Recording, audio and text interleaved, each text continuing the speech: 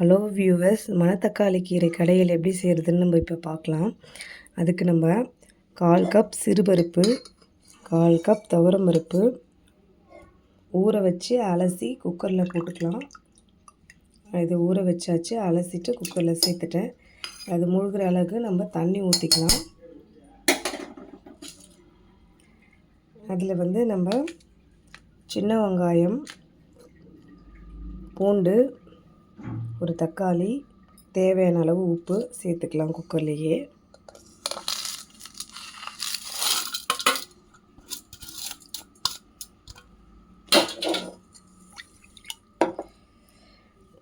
பருப்பு நல்லா வேகணும்னா ஒரு ஸ்பூன் எண்ணெய் சேர்த்தோம்னா பூ மாதிரி வெந்துடும்.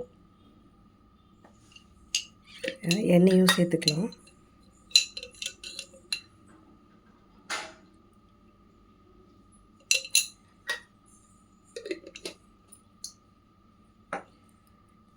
இப்போ பருப்பு 3 விசில் வச்சு எடுத்துக்கணும். மஞ்சள்தூள் ஒரு ஸ்பூன் சேர்த்துருங்க.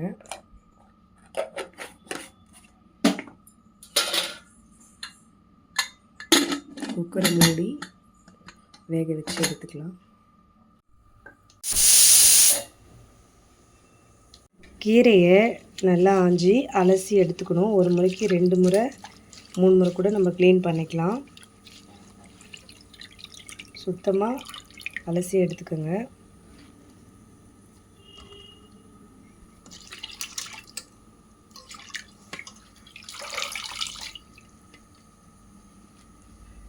நம்ம செய்கிற மணத்தக்காளி கீரை கசப்பே தெரியாத அளவுக்கு செய்ய போகிறோம். இது மணத்தக்காளி கீரை எப்போயுமே பார்த்திங்கன்னா அந்த மருத்துவ குணமுடைய எல்லா கீரையுமே கசப்பாக தான் இருக்கும். அதை நம்ம எப்படி கசப்பு இல்லாமல் செய்கிறது அப்படின்றது தான் நம்ம கடையிலே தெரிஞ்சிடும் பாருங்கள். நம்ம எப்படி கீரை கடையிறோமோ அந்த மெத்தடில். அது மட்டும் இல்லாமல் அந்த கீரையில் இருக்க சத்து கொஞ்சம் கூட குறையாமல் எப்படி நம்ம செய்யணுன்றதையும் லாஸ்ட் வரைக்கும் பார்த்திங்கன்னா உங்களுக்கு புரியும். அவ்வளோதான். நம்ம கீரையை 3 முறை நல்லா அலசி எடுத்து வச்சாச்சு. அதுக்கப்புறம் என்ன பண்ணுன்றதை பார்க்கலாம். பருப்பு வேக வச்சு எடுத்துடணும் குக்கரில். அதுக்கப்புறம் கீரையை எப்படி நம்ம வேக வைக்கணுன்னா இந்த மெத்தடில் நீங்கள் செஞ்சிங்கன்னா கண்டிப்பாக அந்த கீரையோட மருத்துவ குணம் மாறவே மாறாது. இந்த மாதிரி மண் பாத்திரத்தை வச்சுட்டு அதில் நம்ம தண்ணி ஊற்றிட்டு அதில் நம்ம கீரையை ஒரு 5 நிமிஷம் தான் வேக வைக்க போகிறோம். மணத்தக்காளி கீரையை இந்த மண் பாத்திரத்தில் போட்டுக்கணும்.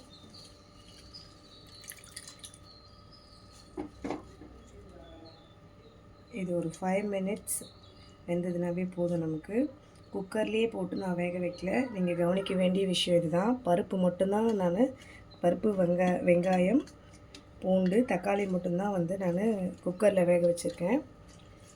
கீரையை குக்கரில் போடாதீங்க. இந்த தப்பை மட்டும் எப்போயுமே செஞ்சிடாதீங்க. அது நம்ம செஞ்சு சாப்பிட்டாலும் எந்த பயனும் கிடைக்காது.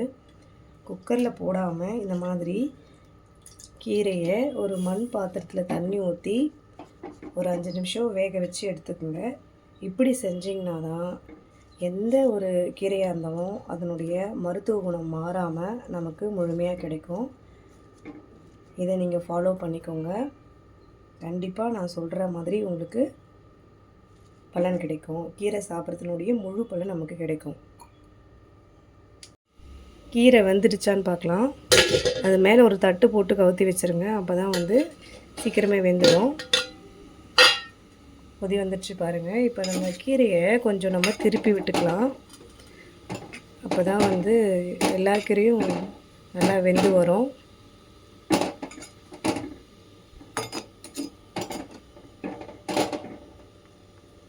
இன்னும் ஒரு 2 மினிட்ஸ் வெந்தால் போதும். கீரை வெந்துருச்சு. இப்போ பார்த்திங்கன்னா கேஸை ஆஃப் பண்ணி தான் வச்சுருக்கேன். ஆஃப் பண்ணியாச்சு. இருந்தாலும் கீரை நல்லா கொதிக்குது பாருங்கள். இதுதான் மண் சட்டியினுடைய மகிமை. இதுதான் நம்ம ஆஃப் பண்ண பிறகுமே அதில் இருக்க சூட்டுனாலேயே நமக்கு இன்னும் நல்லாமே கீரை வெந்துடும். கேஸ் ஆஃபில் தான் இருக்குது பாருங்கள். ஆனால் நம்ம மண் சட்டியில் செய்கிறதுனால இன்னுமே அது கொதிச்சுன்னு இருக்குது. இதனால தான் நான் மண் சட்டியில் செய்ய சொல்கிறோம். அவ்வளோதான், இது வெந்துடுச்சு. பருப்பு நல்லா வெந்துடுச்சு. இது நம்ம கடைஞ்சிக்கலாம். கடையிறதுக்கு நம்ம ஒரு கல் சட்டி எடுத்து அதில் கடையிறோம். குக்கர்லேயே கடைவாங்க, அது குக்கரில் கடைஞ்சால் சரியாக இருக்காது. ஸோ நம்ம ஒரு கல் சட்டியிலே மாற்றிக்கலாம். கீரையும் வேக வச்சுருக்கோம். ஒரு முறை நம்ம அதை கல் சட்டியில் பருப்பு நல்லா கடைஞ்சிட்டு அதுக்கப்புறமா வேக வச்சுருக்க இந்த கீரையை நம்ம அதில் போட்டு கடைஞ்சிக்கலாம். அதில் இருக்க தண்ணியை இருத்துட்டு போடுங்க, அப்போ தான் வந்து நம்மளால் ஈஸியாக கடைய முடியும்.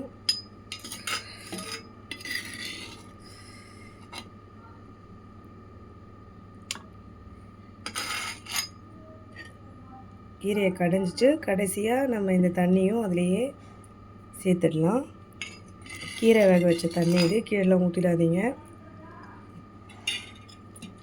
நல்லா பருப்பை கீரையும் மசிகிற அளவுக்கு நல்லா கடையணும். மண் தக்காளி கீரை எப்பயுமே பார்த்திங்கன்னா கொஞ்சம் ரஃப்பாக தான் இருக்கும் கடையிறதுக்கு. ஒரு சிலர் என்ன பண்ணுவாங்க, மிக்சியில் போட்டு அடிச்சிருவாங்க. மிக்சியில் போட்டு அடித்து ஊற்றுவாங்க. அது எந்த அளவுக்கு வந்து நன்மை நமக்கு தெரியல. முடிஞ்ச வரைக்கும் இயற்கையான முறையில் நம்ம செய்கிறதுக்கு பார்க்கணும். பிளேடில் பட்டு வர எந்த ஒரு பொருளுமே மருத்துவ குணம் நமக்கு முழுமையாக கிடைக்காது. அதனால் முடிஞ்ச வரைக்கும் இந்த மாதிரி கடைஞ்சி சாப்பிட பாருங்கள். மிக்சியில் போட்டு அடிக்காதீங்க. அதே மாதிரி குக்கரில் போட்டு வேக வச்சு அதனுடைய மருத்துவ குணம் எல்லாம் போன பிறகு நம்ம சாப்பிட்றதுல ஒரு பயனுமே கிடையாது.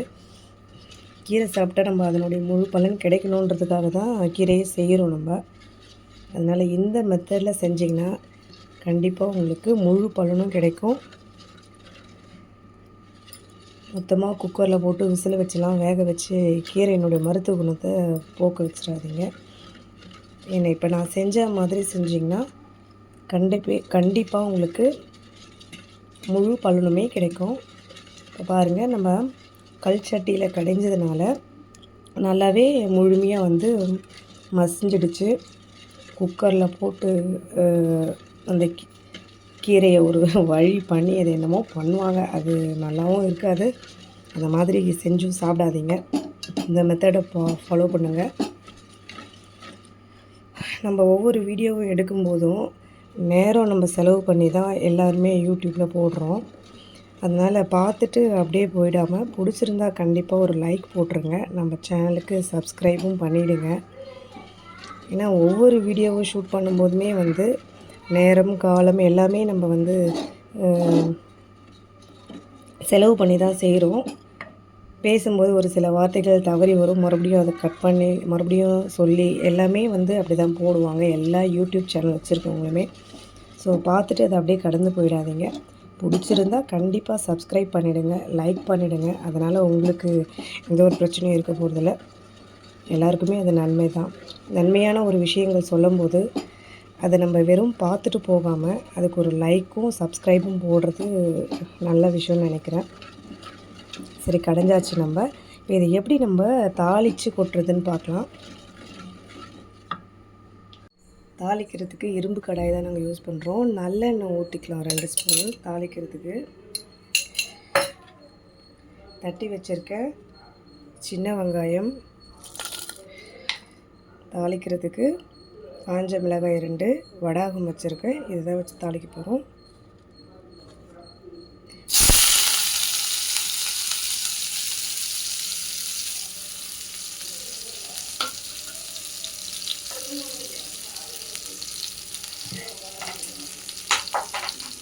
கருவேப்பிலை 2 போட்டுக்கலாம்.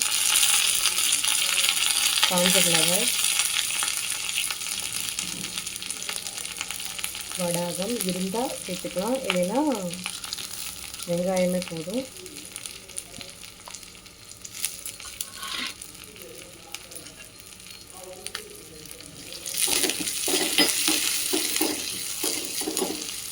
நான் சொன்ன மாதிரி தாளிக்கிறதுக்கு நாங்கள் அலுமினிய கடாயை யூஸ் பண்ணல, தாளிக்கிறதுக்கு இரும்பு கடாயை தான் யூஸ் பண்ணியிருக்கோம். இதுலேயுமே ஒரு மருத்துவ குணம் இருக்குது. இரும்பு வந்து நம்ம தாளிக்கும் போது அயன் கண்டென்ட் நம்ம உடம்புக்கு போய் சேரும். ஸோ அதனால தான் வந்து தாளிக்கிறதுக்கு நாங்கள் இரும்பு கடாயை பயன்படுத்துகிறோம். முடிஞ்ச வரைக்கும் அலுமினியத்தில் செய்கிறத நம்ம அவாய்ட் பண்ணிடணும்.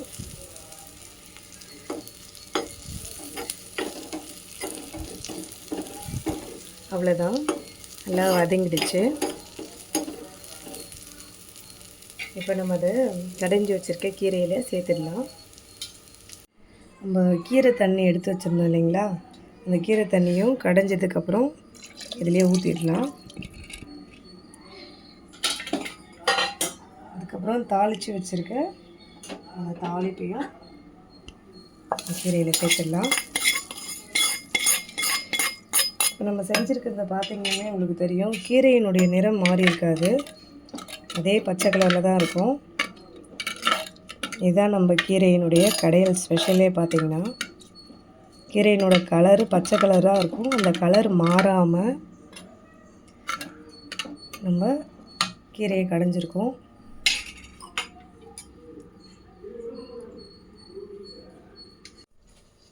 அவ்வளோதாங்க, சுவையான மணத்தக்காளி கீரை கடையல் தயாராகிடுச்சு. நீங்கள் இந்த மெத்தடில் செஞ்சு குழந்தைங்களுக்கு சுட சுட சாதம் வடித்து அதில் ஒரு ஸ்பூன் நெய் ஊற்றி இந்த கீரையை போட்டு பிசைஞ்சு கொடுத்தீங்கன்னா கீரையே வேண்டான்னு சொல்கிற குழந்தைங்க கூட நல்லா இருக்குன்ட்டு சாப்பிடுவாங்க. அதனுடைய சுவையும் மாறாது, மருத்துவ குணமும் மாறாது. பச்சை பசையில் மணத்தக்காளி கீரை கடையல் தயாராகிடுச்சு. Thank you viewers.